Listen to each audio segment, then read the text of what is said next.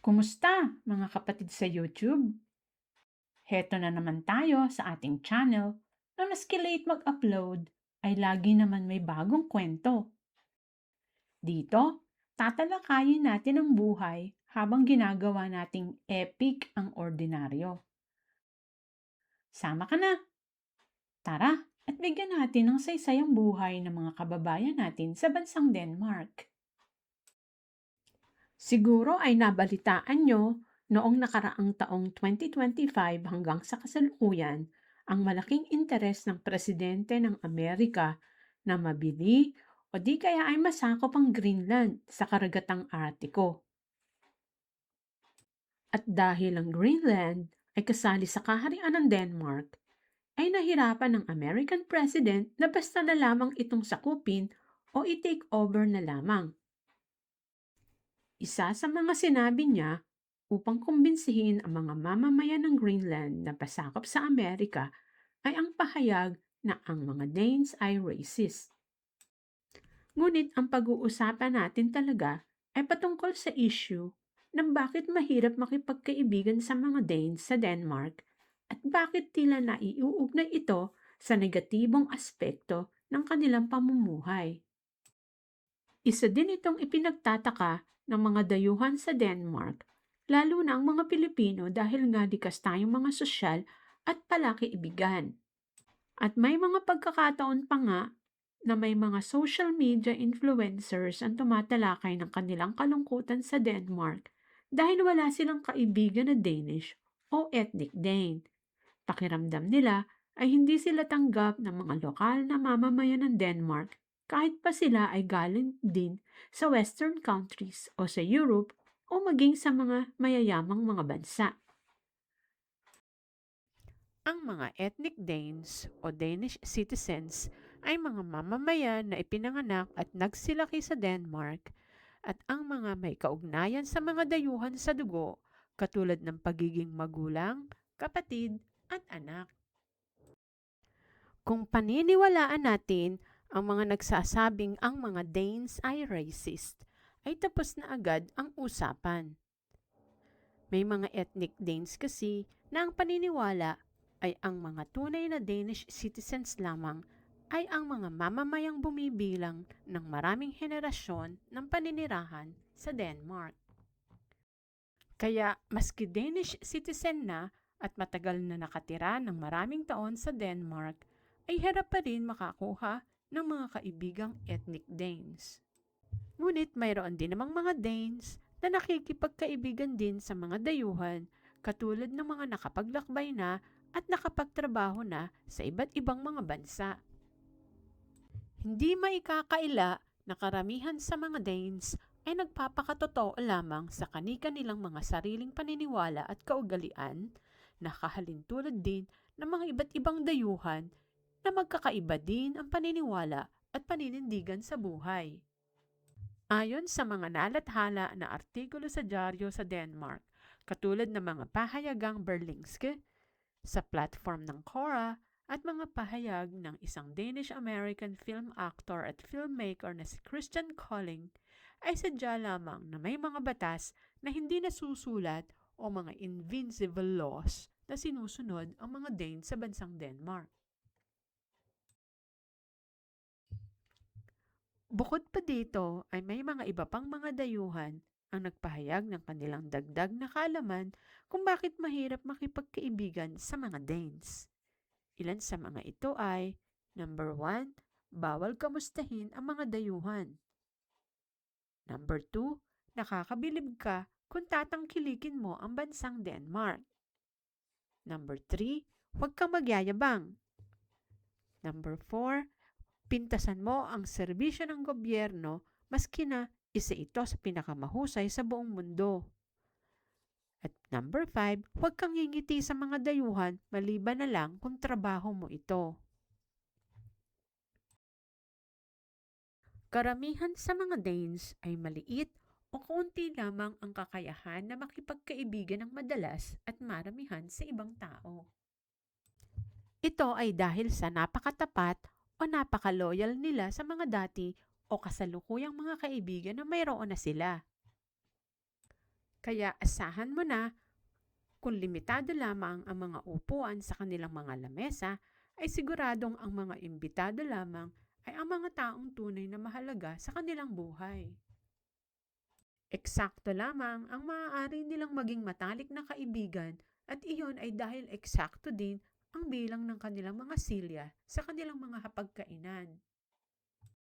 Ang mga Dane ay kinokontrol ang kanilang mga sarili na makipagkaibigan dahil mapipilitan silang kumalas sa mga dati nilang kaibigan para tanggapin at imbitahan ang mga bagong kaibigan.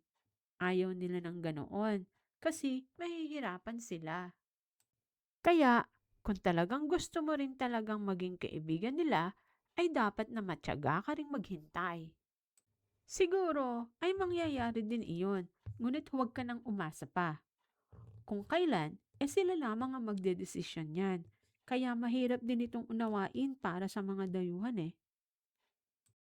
Kaya, kung ikaw ay Pilipino, ay huwag mo nang pahirapan ang sarili mo na maghanap ng mga Danish na magiging personal at matalik na kaibigan mo sa buhay. Hindi naman ito magiging kawalan sa mga buhay natin kahit nakatira tayo sa Denmark dahil katulad ng mga Danes, ang pinakamahalagang tanong para sa kanila ay, ano ba ang mahalaga sa iyong buhay? Kapag nasagot mo ito ng time-team, ay mas mauunawaan mo din sila. Isa pang bagay na dapat nating malaman kung bakit mahirap makipagkaibigan at makipagsosyalan sa mga ethnic Danes ay dahil likas na pinahahalagahan ng mga ito ang kanilang pribadong pamumuhay o privacy. Mapapansin din naman ang kaugaliang ito maging sa kabuuan ng Scandinavia o sa mga ibang bansa sa kanluran.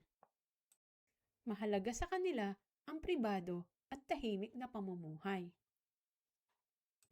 Ang pagiging tahimik ay kahalintulad ng pagiging magalang para sa mga Danes. Ang pamumuhay ng mga Danes ay hindi din nakasalalay sa mga kaibigan at mga sosyal na kaugnayan. Ang kanilang welfare society ang nagsisilbing matalik nilang kaibigan mula kapanganakan hanggang sa libingan. Kaya pakiramdam ng mga Danes ay wala naman silang mapapala sa pakikipagkaibigan sa mga dayuhan dahil may fellowship na sila sa national level at nararamdaman nila ito sa mga programa ng kanilang gobyerno. Kaya alam din nila na kailangan lamang nila ng maraming kaibigan kung sila ay nasa mahirap na bansa para sila ay magkatulungan. Hindi nakadepende ang kanilang mga buhay sa kanilang mga kapamilya at mga kaibigan kapag nasa Denmark sila. Kaya kapag may mga dayuhan na nakikipagkaibigan sa kanila ay nahihirapan sila, natatakot, o di kaya ay naiilang na maapektuhan ang balanse ng kanilang pampamilya at kanilang bakanting oras pag wala sila sa kanilang mga trabaho.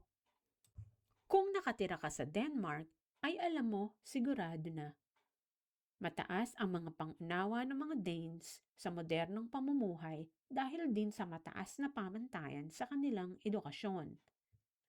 Na mga responsable sila sa kanilang mga tungkulin sa kanilang pamilya, trabaho at pamayanan. Sumusunod sila sa mga batas at handa silang tanggapin ang magiging resulta ng kanilang mga pagkukulang. Kaya, kung gusto mo pa rin silang maging kaibigan, ay maaari mo pa rin naman silang imbitahan sa iyong bahay at sa iyong buhay, ngunit huwag kang aasa na susuklian nila ito. Sabihin mo ng makasarili o madamot ang mga Dane. Ngunit kung makakapagpaligaya sa iyo, na gawin ito dahil natutuwa kayo sa isa't isa kahit na ikaw lagi ang nanglilibre o nag-aanyaya, ay nasa sa iyo na kung gusto mo pa ring ipagpatuloy ang pakikipagkaibigan sa kanila. Ngunit huwag mo nang asahan na sasabihin nila ang mga personal nilang dahilan kung bakit ayaw nila makipagkaibigan sa mga dayuhan dahil nasa kultura din nila ito ang maging tahimik. At ito ay mga bagay na hindi nila karaniwang pinag-uusapan sa Denmark. Wala silang sasabihin o aaminin sa iyo sa mga bagay na hindi nila pinag-uusapan, lalo't higit at hindi ka pa nila tinatanggap sa kanilang mga grupo sa kanilang pamayanan. At kung ikaw ay magpupumilit, ay hindi rin sila mag-aatubili na magpahayag ng kanilang saloobin laban sa kaasalan na ito ng mga dayuhan kapag hindi nila ito nagugustuhan. At ito ang ilan lamang sa mga dahilan kung bakit mahirap makipagkaibigan sa mga Danes. At huwag malungkot maski wala tayong kaibigan na Dane sa Denmark dahil may mga tamang tao din marahil na naghihintay lamang na maging kaibigan natin dito sa Denmark. Yung hindi mapanglamang sa lahat ng oras. Yung susuklian ka rin ng tunay na pakikipagkaibigan.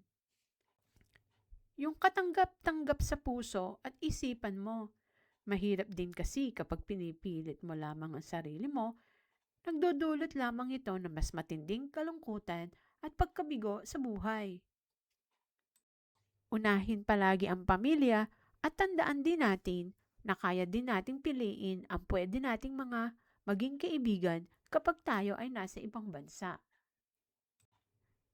Pakiramdaman natin ang mga mapagsamantala sa ating mga kahinaan kahit pa kapwa Pilipino, mapa-Danish man o mga ibang dayuhan man.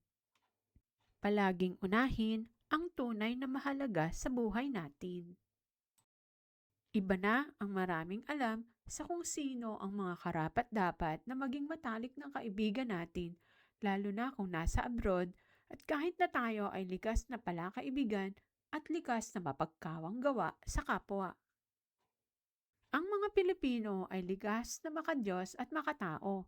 Tayo ay mapagbigay, lalo na kung kababayan natin at kapareho ng mga kaugalian, mapagpatawad at handang magtiis sa ngalan ng pagmamahal. Ang ating pagpapahalaga sa mga kaugaliang ito ng pagiging mabuting Kristiyano ay magsisiguro na hindi na tayo mauubusan ng mga taong pwede nating maging kaibigan nasaan ba tayo sa mundo.